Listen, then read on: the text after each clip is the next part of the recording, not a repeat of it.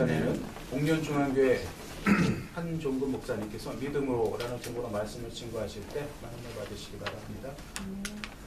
네, 새해 복 많이 받으시기 바랍니다. 네. 한참 만에 온 것 같아요. 또 분위기가. 전 연락을 받고 예배를 드리나 솔직히 걱정을 많이 했어요. 지금 교회에서도 20명을 제한하고 비대면 예배가 원칙으로 해서 저희도 민원 들어가갖고 구청에서 갑자기 와서 그래서 제가 뭐라고 말을 했냐면 음성 확인서를 갖고 왔냐, 당신 때문에 우리가 감염될 수도 있는데 확인서 갖고 왔냐, 그걸 내가 물어보고, 그리고 예배 시간에 들어오지 마라, 끝나고 들어오든가 시작하기 전에 와서 예배를 같이 드리고 확인을 해라. 우리가 코로나라는 것이 지금 많은 사람들만이 아니라 교회조차도 위축이 되어져 있어요. 그래서 모든 사람들이 코로나는 쉽게 무너질 것 같지 않다, 다 그렇게 얘기하고, 백신이 나왔다 해도 사람들의 생각은 코로나는 여전히 우리와 함께 할 것이다, 이런 생각들을 많이 하죠. 그러다 보니까 코로나를 대하는 우리 신앙인들은 어떠한 태도를 가지고 있어야 이 속에서도 우리가 승리자가 될 수 있을까? 이게 솔직히는 많은 고민거리고 또 기도 제목인 거죠. 그러다 보니까 저도 우리 교인들한테 코로나라는 큰 난제 앞에서 신앙인의 자세가 뭘까 한번 생각을 했고 말씀도 전하기도 했어요. 그래서 오늘 황우여 장로님과 함께 예배를 준비하면서 저도 또 한번 뭐를 생각했냐면, 코로나는 하나님 앞에서는 반드시 무너질 것이다. 그래서 이 코로나가 도리어 우리 신앙인들에겐 더 큰 축복이 될 수 있다, 이러한 마음을 가지고 대하는 것이 성경적이고 신앙적이다라는 사실이에요. 오늘 본문 이스라엘 백성들이 광야 40년의 그 여정을 마치고 이제 가나안 땅에 들어가는 첫 번째 관문이 여리고성이에요. 근데 여리고성이 생각만큼 크지 않아요. 아이성보다도 작아요. 아이성보다 한 3분의 1 정도밖에 되지 않기 때문에 어떤 역사 자료에 의하면 여리고성의 주변의 총 길이가 한 600m 정도밖에 되지 않는다. 근데 이중성이에요. 이중성벽으로 되어 있기 때문에 쉽게 무너지지 않아요. 그런데 여리고성을 하나님께서 우회할 수도 있는데 왜 여리고성을 무너뜨려야만 하셨을까? 여리고성은 어떤 위치냐면 여기서 출발해 가지고 지중해까지 가는 동서를 횡단하는 도로의 출발점이에요. 그러니까 이게 모든 이방인 외부 세력이 들어와 가지고 그 지중해 쪽으로 나갈 수 있는 그 길의 관통 출발점이니까 매우 중요하다는 거예요, 여기가. 그리고 이 여리고성을 점령하면 무슨 역할이 있게 되어지냐면 남북이 나눠지게 되어져요. 심이. 남북이 나눠지다 보면 힘이 그만큼 무력화가 되는 거죠. 그래서 여리고성을 무너뜨린 이유 중에 하나가 우리나라로 보면 맥어더 장군이 인천 상륙작전을 했던 것 같은 의미라고 보는 거예요. 그래서 여리고성을 무너뜨리면 이 당시에 나라라는 것은 하나의 도시국가니까 평상시에는 흩어져 있다가 일이 생기면 연합을 해가지고 전쟁을 하는, 근데 동서가 쫙 갈라지게, 남북이 갈라지게 되어지면 그런 힘이 약화가 되어지고 하나님께서 약속하신 가나안 땅에 이스라엘 백성이 들어가기는 수월한 거예요.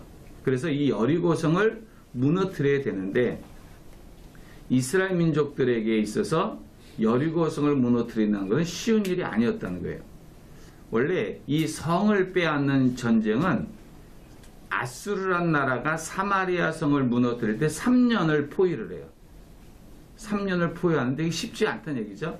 바벨론이라는 나라가 예루살렘 성을 포위했는데 무너뜨린데 몇 개월을 포위를 하냐면 18개월을 포위를 해요. 그러니까 성을 무너뜨린다는 건 쉬운 게 아니에요, 절대로. 그런데 이스라엘 민족들에게 여리고성을 포위를 했는데 이 어려운 이 공성전을 이길 수 있는 방법을 하나님이 제시했는데 말도 안 되는 방법을 제시를 했다는 거예요. 근데 그만큼 하나님께서는 이 여리고성을 무너뜨리는데 군사적인 방법으로 무너뜨리신 것이 아니라 신앙적인 방법으로 무너뜨리신 거예요. 이 얘기는 우리가 지금 겪음하고 있는 코로나라는 큰 이 여리고성 같은 견고한 것도 어떤 세상적인 방법으로 분명히 접근을 해야 돼요. 그러나 크리스찬들은 먼저 준비해야 될 것이 있다면 신앙적으로 준비가 되어져 있을 때에 여리고성이 무너지는 역사를 경험할 수 있다는 거죠. 오늘 본문의 말씀이 그런 게 있어요. 2절에 보면 여호와께서 여호수아에게 이르시되 보라 내가 여리고와 그 왕과 용사들을 내 손에 넘겨주었다. 아직 넘겨주진 않았어요. 그런데 하나님이 여호수아에게 약속한 것이 넘겨주었다고 선언을 해버리셨어요. 가나안 땅에 들어가지도 않았지만 하나님이 이스라엘 백성이 하는 말이 뭐냐면 가나안 땅을 너에게 주었다고 했어요. 그 약속을 믿고 이스라엘 여호수아나 이스라엘 민족들이 움직였던 것처럼 우리가 지금의 현실 속에서 이 난관을 잘 극복해 나가는 것은 결국 하나님만이 없다는 사실을 믿고 접근을 하셔야 되는 거죠. 그럴 때 성경을 이야기를 하냐면 이렇게 말하는 거거든요. 성경에 뭐라고 말하냐면 아무 말도 하지 마라. 그래서 10절의 말씀이 그런 거예요. 여호수아가 백성에게 명령하여 이르되 너희는 외치지 말며 너희의 음성을 들리게 하지 마라. 너희 입에서 아무 말도 내지 마라. 여리고성을 무너뜨리는데 하나님께서 첫 번째 명령하신 것이 뭐냐면 어떠한 소리도 내지 말고 오직 우리가 이 땅을 살아가면서 이 어려움을 극복할 수 있는 비결은 뭐냐면 하나님의 소리를 먼저 들을 수 있는 사람들이 되시라는 거예요. 근데 실제적으로 우리 크리스찬들조차도 이러한 코로나라는 또 이 정치적인 여러 가지 경제적인 어려움 속에서 크리스찬들조차도 말은 많이 할 줄 알지만 정작 하나님께서 이러한 속에서 어떠한 메시지를 주셨는가에 대해서는 상당히 둔감하다는 사실이에요. 그렇지만 하나님이 오늘 여기 계신 분들만이라도 이 어려움 속에서 하실 일이 뭐냐면 올 한 해는 내 소리나 내 판단이나 내 경험을 말하는 것이 아니라 하나님의 소리를 먼저 들을 수 있는 그러한 시간을 먼저 가지셔야 하나님이 이 나라 민족을 위해서 계획하신 것을 알 수가 있고 그 다음에 우리가 어떻게 움직여야 될 것인가 또 주님이 다음 순서를 가르쳐 주신다는 거예요. 그래서 여리고성을 무너뜨릴 때 여호수아에게 하나님이 명령하신 것이 뭐냐면 어떠한 것 소리도 내지 마라. 왜냐? 우리가 떠들다 보면 하나님의 명령을 들을 수 없는 것만이 아니라 하나님의 명령도 수행할 수가 없게 되어지는 거예요. 그래서 오늘 저는 첫 번째 그 신앙의 접근의 방법이 하나님의 방법은 여리고성과 같은 엄청난 문제 앞에서 내 힘으로 해결하려고 하는 것보다 하나님이 원하시는 방법이 뭔가를 먼저 찾아내시려고 하나님의 소리에 귀를 기울이는 열린 귀를 갖는 분들이 되어주실 때 하나님은 일하신다. 라는 확신을 가지시기를 주의 이름으로 부탁을 드립니다. 그래서 두 번째가 바로 그런 거예요. 말씀을 들었으면 그 다음에는 움직이라는 거죠. 하루에 한 번씩 여리고성을 돌고 마지막 날에는 7번 돌라 그러는데 이거를 조사한 사람이 있어요. 여리고성이 한 600m 정도 좀 넘는데 20만 명이 도는 거거든요. 군사들, 무장한 군사들이. 그러면 그 주위를 도는 게 1384 4명 정도가 성을 한 50cm, 사람과 사람 사이를 50cm를 띄어서 돌면 1384명 정도가 한 바퀴 쭉 돈답니다. 그럼 20만 명이 돌려면 한 145회를 돌아야 되는데 이거를 계산했더니 딱 하루 걸린대요. 20만 명이 간격을 둬서 도는데 1384명이 한 바퀴를 한 번에 돌 수 있고 145회를 도니까 이게 거의 24시간 16분 정도 걸린대요. 그래서 20만 명이 하루에 한 바퀴를 돌 수밖에 없는 거래요. 그리고 마지막 날에 7번 도니까 그것도 하루에 한 바퀴인 거예요. 그러니까 저부터라도 아주 쉽게 생각을 해가지고 그냥 한 바퀴 돌고 마지막 날에 또 7번 돌고 그래서 이게 총 13번 이렇게 생각했는데 계산을 하니까 그게 아닌 거예요. 쉬운 게 아닌 거라는 거예요. 이게 한마디의 소리도 내지 않고 20만 명이나 되는 군사들이 하루에 한 바퀴씩 한 명씩 도는데 그 움직인다는 것은 결코 쉬운 일도 아닌 것이고 그는 짜증나기도 하고 힘들기도 하고 인내를 요구하는 그러한 모습이었다는 거예요. 아멘. 하나님의 우리 앞에 있는 여리고성을 무너뜨리는 그러한 하나님의 두 번째 조건은 하나님의 말씀에 따라서 우리가 순종하는 삶을 산다면 어떠한 힘든 속에서도 하나님의 뜻을 순종하면서 인내하는 자들이 되셔야 한다는 거예요. 우리는 급하거든요. 저부터라도 급해요. 저도 뭐 아주 한국 사람이 토종이기 때문에 성격이 급해요. 저도 뭐 하면 바로바로 해야 되고 그것이 우리 지금이 똑같은 거잖아요. 일이 생기면 우리 빨리 해결해야 돼요. 일 안에 배가 억류되는데 우리 빨리 가서 뭔가 답을 가지고 와야 되고 안 그러면은 무능한 게 돼버려요. 그러나 하나님의 방법은 인내인 겁니다. 말씀이 들려졌으면 그 말씀을 성취될 때까지 말씀에 따라서 순종하는 삶 이것이 우리들에게 있게 되어질 때 주님께서는 하나님이 약속하신 거 뭐냐면 그 성을 너에게 줬다고 그러셨거든요.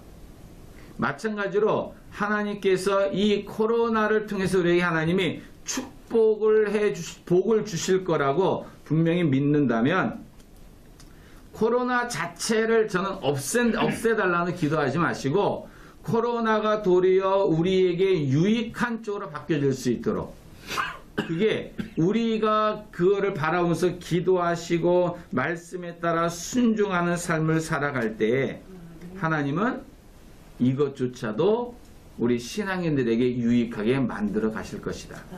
네. 실제 지금 어렵거든요. 부산에서 두 군데 교회가 폐쇄 명령을 받았고 서울에 있는 교회가 폐쇄 명령을 받았어요. 인천에 있는 어느 교회인가 잘 모르겠는데 인천에도 지금 어디 한 군데가 그 과태료를 받았다고 그러더라고요. 저도 주일마다 저희 예배를 4번 드리거든요. 4번. 7시 반부터 9시, 11시, 1시. 근데 예배 드릴 때마다 늘 걱정인 거예요. 이게 와가지고 또 뭔 또 꼬투리를 잡을까. 그래서 의자에다가 딱 18명만 앉혀놨어요. 의자 번호 붙여가지고 저하고 반주자하고 방송에 있는 사람까지 다 해서 딱 20명. 그 나머지 20명이 넘으면 무조건 저희는 위로 올리는 거예요. 1층, 2층으로 다. 그리고 신발까지 이거 녹화되면 안 되는데 신발까지 감춰요. 왜냐면 꼬투리 잡을까봐. 예배하는데 방해한다 그럴까봐 신발도 다 가지고 들어가고 신발장에 신발을 아예 안 둬요. 그리고 구석구석에 들어가서 딱 4명씩만 앉혀가지고 그래서 저희가 예배 드리는 게 한 120명 밖에 못 드리는 거예요. 근데도 그냥 하는 거예요. 왜냐하면 이런 것조차도 우리 교인들에게 유익하게 하나님 만들 수 있겠다. 그래서 어렵지만 매 순간마다 주님이 원하시는 것에 인내하실 때 주님은 역사한다는 사실을 믿으시고 늘 이 코로나라는 앞에서 승리하시기를 주의 이름으로 축복합니다. 아멘. 마지막 또 하나 있던 바로 이거예요. 5절의 말씀이 이런 말이 있죠. 제사장들이 양각 나팔을 길게 불어 그 나팔 소리가 너희에게 들릴 때에는 백성은 다 큰 소리로 외쳐 부를 것이라. 그리하면 그 성벽이 무너져 내릴 것이다. 아직 무너져 내리지 않았어요. 그리고 성벽이 무너질 것 같은 느낌은 전혀 나오지 않았어요. 13바퀴를 돌 때에도 어느 징조가 보이지 않았어요. 그런데 이 성경에 보시면 20절에 뭐라고 말했냐면 이에 백성은 외치고 제사장들은 나팔을 불어 백성이 나팔 소리를 들을 때 크게 소리 질러 외치니 성벽이 무너져 내린지라. 아직 무너져 내리진 않았지만 무너져 내릴 거라는 분명한 약속을 믿고 마지막 때 외쳤을 때 성경은 무너졌다는 얘기예요. 이 얘기는 절대적인 하나님의 신뢰를 가지고 문제 앞에 설 수 있는 성도들이 되어지셔야 한다는 거예요. 아멘. 이 하나님 앞에 절대적인 신뢰가 세상의 문제를 극복할 수 있는 첫 번째 중요한 요소인 거예요. 아멘. 근데 실제적으로 늘 저도 우리 교인들이 이렇게 말해요. 국회 신앙인들이 얼마나 많은데 교회 폐쇄되는 거에 대해서 어떻게 쉽게 이게 법안이 통과가 될 수 있냐? 그게 가능하냐? 근데 이게 가능하다고 얘기 들어보면 그냥 나중에 보면 그런데요. 나 그런 내용인지 몰랐어. 진짜 그런가요?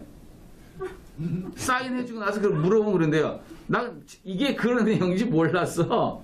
그냥 해달라니까 해줬어. 근데 나중에 보면 그게 교회 폐쇄법인 거예요. 이런 게 그래서 제가 그렇게 신앙인들이 많은데 왜 하나도 안 볼까 법안을. 안타까운 거예요. 그런데 우리 크리스찬들은 이러한 속에서도 하나님을 신뢰하시라는 거예요.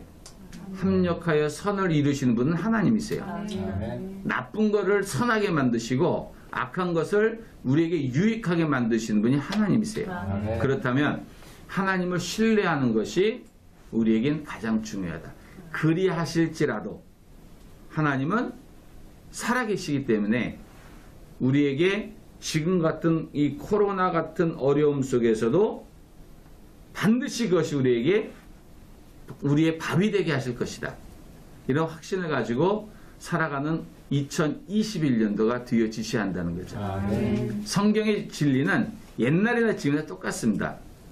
어제나 오늘이나 영원토록 동일하신 분이 하나님이신 줄로 믿는다면 여리고성을 무너뜨리신 하나님은 지금의 어려움도 무너뜨릴 수 있는 분이시다.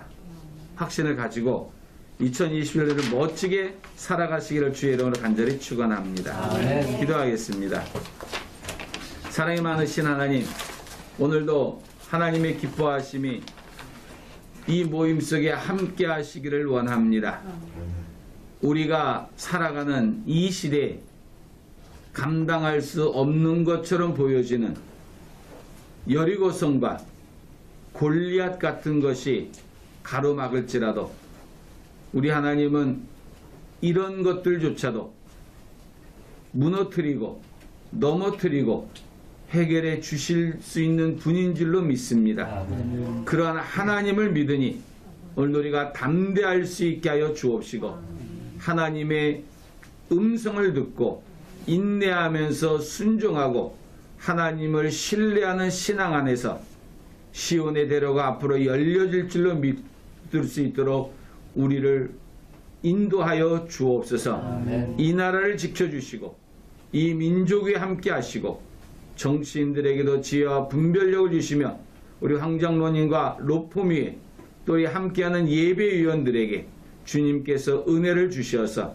남들이 보지 못하는 걸 보고 듣지 못하는 걸 듣고 느끼지 못하는 것을 느끼게 해주셔서 이 땅에서 진정한 신앙의 파수꾼이 될 수 있도록 도와주옵소서. 아멘. 은혜 은혜로우신 하나님께서 함께 하시길 원하오며 예수님의 이름으로 기도하옵나이다. 아멘. 아멘.